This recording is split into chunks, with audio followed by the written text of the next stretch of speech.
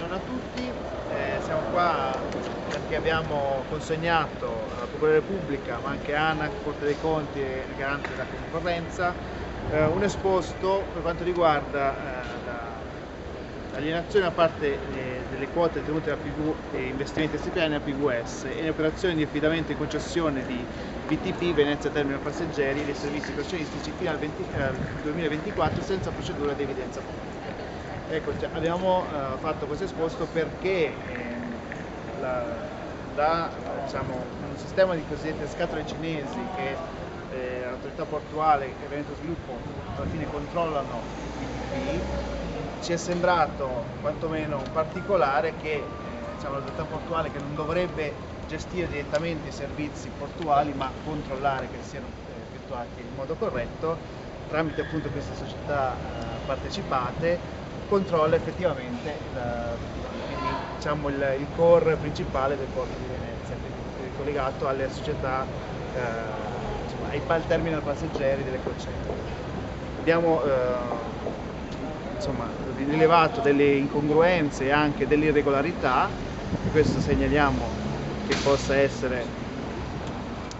possano essere delle irregolarità, le segnaliamo, se poi ci saranno sarà poi diciamo, i giudici a definirlo, anche la Corte dei Conti, perché ci potrebbe essere un danno erariale per la Regione e anche per i cittadini, quindi questo è quello che è il nostro lavoro.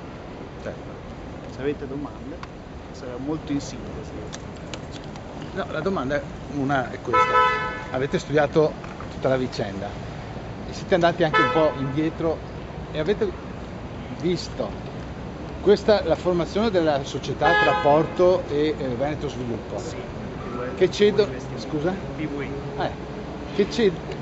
Porto e Veneto Sviluppo cedono le loro quote a questa società in cui il Porto ha la maggioranza, società che ha il 51% delle quote della VTP, e quindi il Porto diventa l'unico vero controllore di tutto. La Regione ha autorizzato Veneto Sviluppo a vendere a questa società, a passare a questa società queste azioni? Domanda. Voi lo sapete?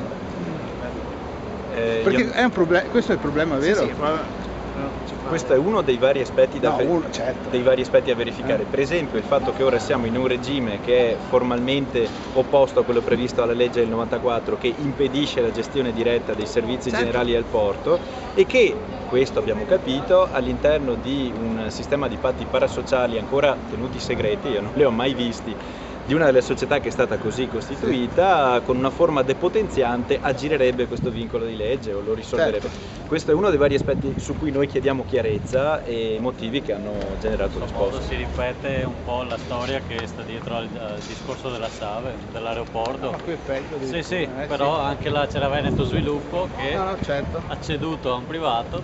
Scusate, il procuratore vi ha detto qualcosa o ha preso, incassato? Abbiamo spedito, poi non abbiamo, quindi okay. la segnalazione si attiverà. Sì, no, pensavo aveste avuto un incontro. No, magari in seguito se potremo farlo, magari per capire se effettivamente ha dato riscontro alla nostra segnalazione.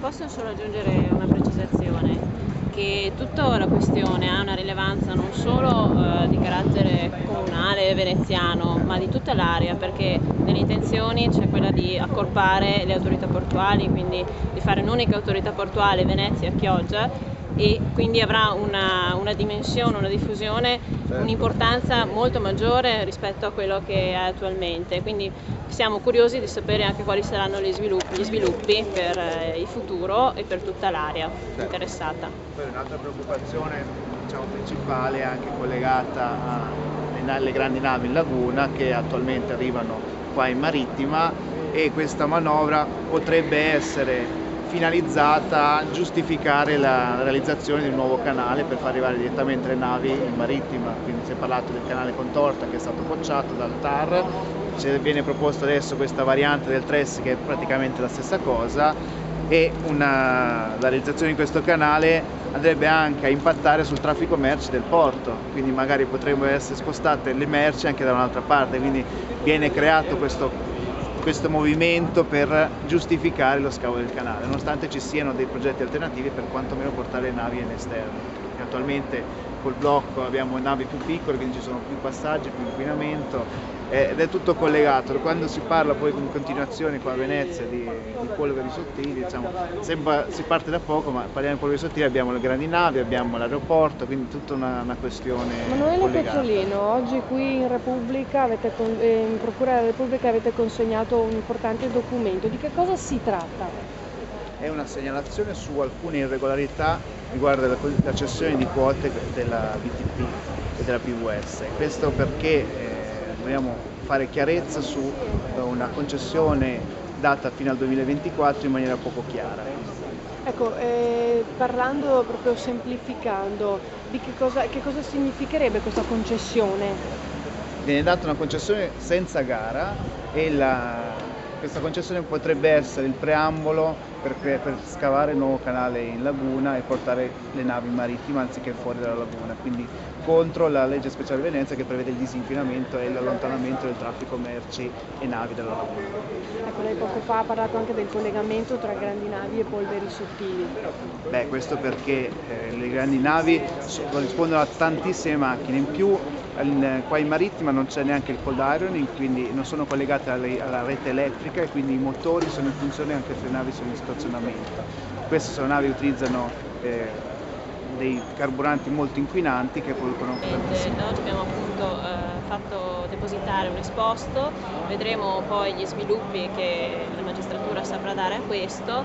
Per quanto ci riguarda noi abbiamo soltanto segnalato delle possibili irregolarità del bando e ci tengo a specificare che l'importanza di questo atto riveste tutta l'area veneziana, quindi non solo una parte ma nell'intero tutta la città metropolitana, perché sappiamo che dal Ministero arrivano precise prescrizioni che le autorità portuali saranno accorpate, quindi l'autorità portuale di Venezia andrà ad assorbire quella di Chioggia e quindi io come rappresentante del territorio veneziano e essendo chiogiotta ho tutte le preoccupazioni del caso, perché appunto ci rendiamo conto che questo è un ulteriore momento in cui il controllore controlla il controllato e c'è la possibilità che il privato si interessi del bene pubblico. Sì, i nostri parlamentari, i consiglieri regionali hanno depositato un esposto relativo al bando che sta mettendo in vendita delle quote di una società che si chiama PVS.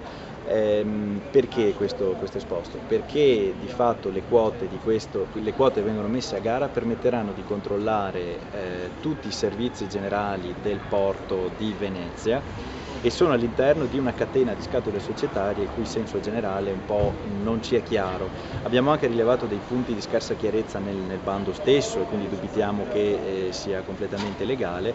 È di ancora maggiore importanza perché l'esito di questa procedura potrebbe anche influire su quale sarà il futuro porto di Venezia, come sarà costruito. Ci sono vari progetti e noi abbiamo la sensazione che alcuni progetti siano preferiti rispetto ad altri che magari sono pure più economici e più ecologici, ma perché questi progetti svaluterebbero il valore di queste quote, di queste concessioni. Io lo riassumo.